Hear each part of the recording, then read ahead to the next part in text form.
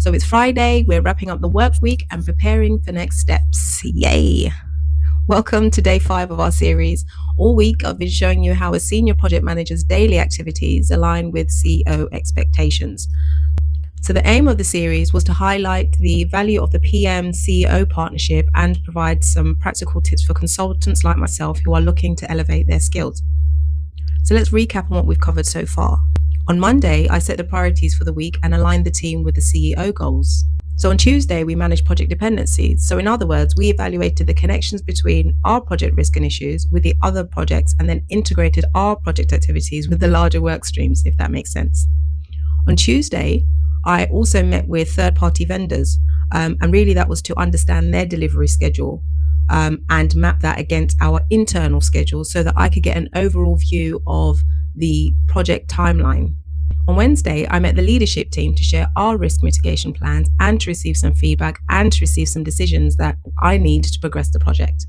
On Thursday, I went to the office. I met with the project team and some stakeholders, and we worked together to refine the project plans and align them with the leadership priorities. We also started to collate some information that I was going to need to prepare my end of week reports. So that brings us nicely to our Friday focus, which is about wrapping up the week and preparing for next steps. There are 3 things that I do on a Friday. Number 1, I gather team feedback to summarize key achievements and challenges for this week. So to do that, I typically call members individually to get their update. I have a tech stand-up with the tech team to get status updates on work in progress. I also have a business stakeholder stand-up to get updates on their items because they might be reviewing some requirements or testing a feature, or I need them to make a business decision that will enable us to move along on our project pathway.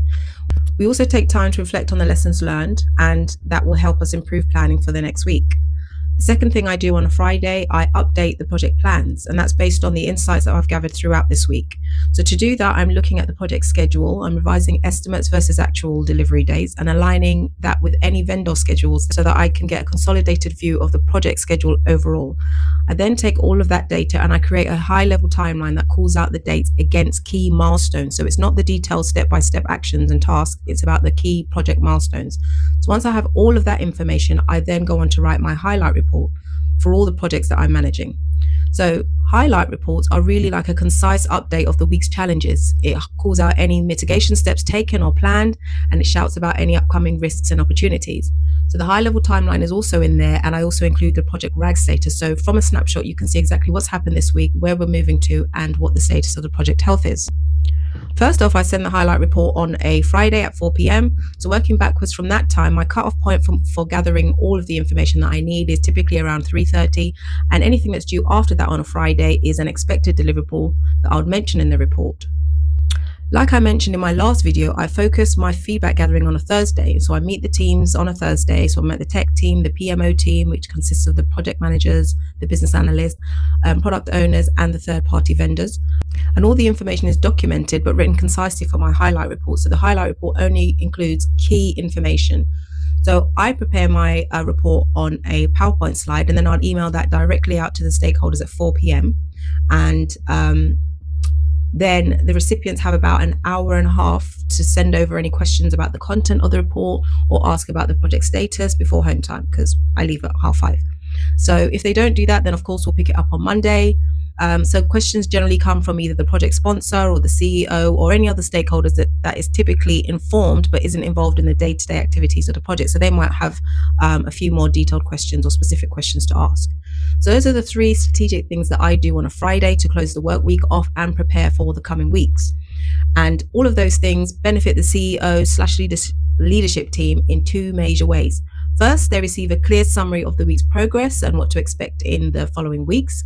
It also ensures that between the project team and the leadership team, we are all in alignment with the organizational goals. And that's it for my Friday. But throughout the week, you can see that from planning and risk management to alignment and strategic updates, I've shown you how project managers bridge the gap between the organizational vision and the execution of the projects that drive CEO success. I also hope I've shared some meaningful tips along the way that help you, fellow consultants, position yourself as trusted advisors for a CEO.